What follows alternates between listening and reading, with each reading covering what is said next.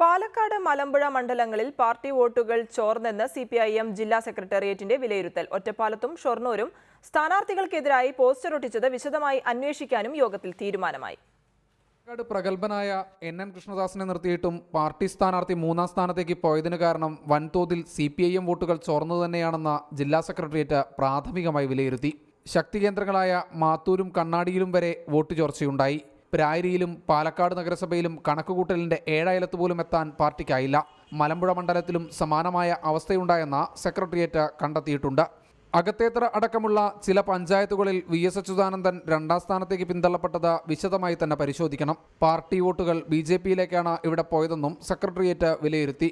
ഒറ്റപ്പാലം, ഷൊർണൂർ മണ്ഡലങ്ങളിൽ പാർട്ടി സ്ഥാനാർത്ഥികൾക്കെതിരായി പാർട്ടിക്കുള്ളിൽ നിന്ന് തന്നെ എതിർപ്പുയർന്നിരുന്നു.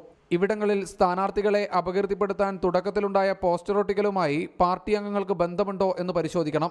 മണ്ഡലം കമ്മിറ്റി ചേർന്ന പാർട്ടി അടിത്തറ ശക്തമായതുകൊണ്ടാണ് ഈ മണ്ഡലങ്ങളിൽ ഭൂരിപക്ഷം വർദ്ധിപ്പിച്ച് വിജയിക്കാനായതെന്നും ജില്ലാ സെക്രട്ടേറിയറ്റ് വിലയിരുത്തുന്നു. ഇവിടങ്ങളിൽ മണ്ഡലം കമ്മിറ്റികൾ ചേർന്ന് വിശദമായ റിപ്പോർട്ട് സമർപ്പിക്കാനും തീരുമാനമായിട്ടുണ്ട്.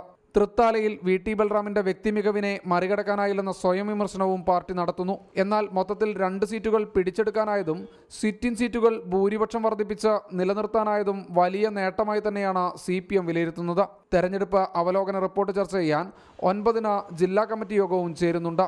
ശ്രീജിത് ശ്രീകുമാരൻ, റിപ്പോർട്ടർ, പാലക്കാട്.